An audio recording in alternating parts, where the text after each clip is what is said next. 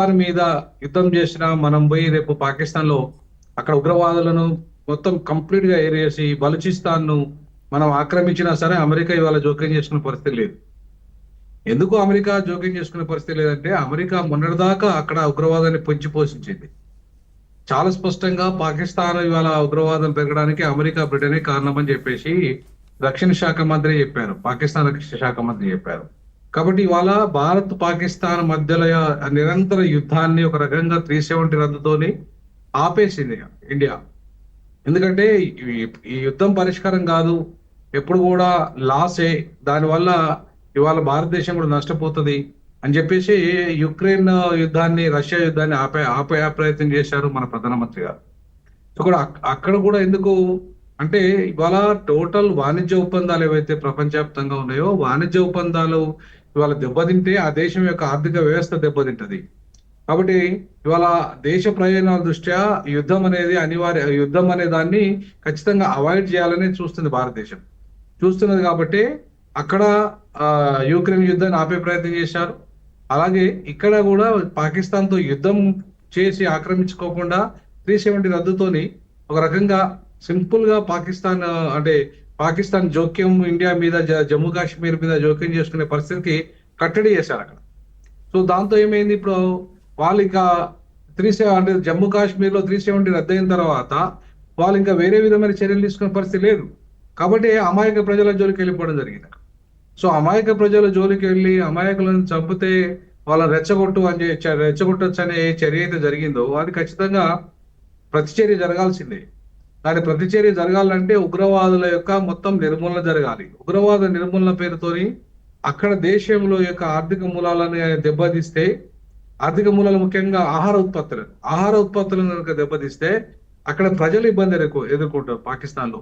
అలాగే నీటిని సరఫరా మనకు 20% మాత్రమే నీటి మీద అధికారం ఉంది అక్కడ, ఇది సింధు జలాల మీద. 80% నీటి జలాల అధికారం అంతా పాకిస్తాన్కే ఉంది. సో ఇలా చైనా గానీ, టిబెట్ గానీ, పాకిస్తాన్ గానీ ఈ 3 దేశాలలోనే ఎక్కువగా ఆ నీరు పారుతుంది. ఆ నీటి మీద అధికారం ఎక్కువ వాళ్ళకే ఉంది, ముఖ్యంగా పాకిస్తాన్కి ఉంది.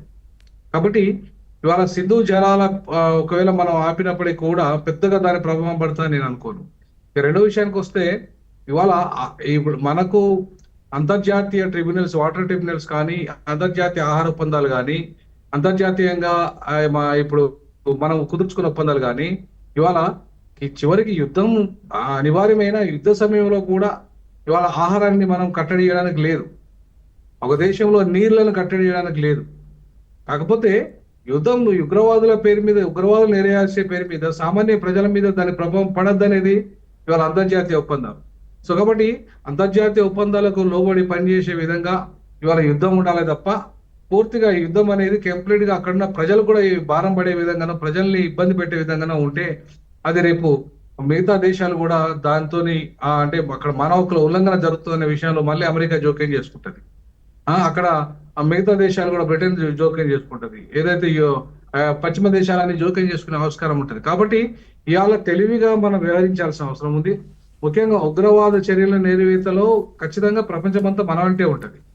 కానీ అలా కాకుండా మనం సామాన్యులను దెబ్బతీసే విధంగానో, లేదా సామాన్యుల యొక్క జీవన నీళ్లను తాగే నీటి మీద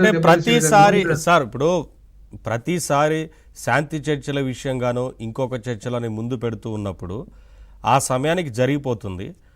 ఆ తర్వాత మళ్ళీ ఏదో ఒక రోజు ఇటువంటి ఘటనలు పునరావృతం అవుతున్నాయి కదా, సరైన సమాధానం ఎప్పుడు చెబుతారు అని దేశ ప్రజలందరూ ఎదురు చూస్తున్న పరిస్థితి ఇప్పుడు చెప్పాల్సిందే. అందుకే ఇప్పుడు ఉగ్రవాదుల చర్యలు ఉగ్రవాద స్థావరాలు ఎక్కడైతే ఉన్నాయో వాటి నిర్మూలన ఫస్ట్ టార్గెట్. రెండో టార్గెట్ ఏంది, దాని వెనుక ఎవరున్నారు? ఇప్పుడు ఆ ఉగ్రవాదుల చర్య వెనుక ఓన్లీ పాకిస్తానే ఉందా, లేదా ఇతర దేశాలు ఉన్నాయా?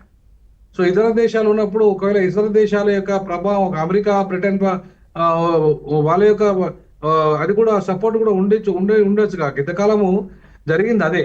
కాబట్టి ఇప్పటికి కూడా మళ్ళీ అమెరికా ఏదైతే సన్నాయి నొక్కులు నొక్కుతుందో మేము భారతదేశం అయిపోయి ఉంటాం, ఉగ్రవాద నిర్మూలన కట్టుబడి ఉంటాం అని చెప్పి ఒకవైపు చెప్తూనే మరొకవైపు పాకిస్తాన్ కు సపోర్ట్ చేసే పరిస్థితి అనేక సందర్భాల్లో జరిగింది. కాబట్టి అట్లాంటి విషయాలను కూడా ఇవాళ ఖచ్చితంగా బయట పెట్టాల్సిన బాధ్యత భారతదేశాన్ని. ఎందుకంటే భారతదేశము ఇవాళ కీలకమైన దేశంగా మారింది ప్రపంచంలో. ఇవాళ భారతదేశం లేకుండా అమెరికా ఇవాళ అది ముందుకు పోయే అవకాశమే లేదు. సో అమెరికా ఇవాళ రక్షణ రంగాన్ని డెవలప్ చేసుకోవాలన్నా, ఐటీ రంగాన్ని డెవలప్ చేసుకోవాలన్నా, ఫార్మా రంగాన్ని డెవలప్ చేసుకోవాలన్నా ఇలా అమెరికా మొత్తం భారతదేశ సపోర్ట్ లేకుండా అమెరికా ముందుకు ఒక్క అడుగు కూడా ముందుకేసే పరిస్థితి లేదు. కాబట్టి అనివార్యంగా ఇండియా తీసుకునే ప్రతి అంశాన్ని, ముఖ్యంగా ఉగ్రవాద చర్యల, ఏరివేత చర్యల్లో అనివార్యంగా అమెరికా ఇవాళ భారతదేశంగా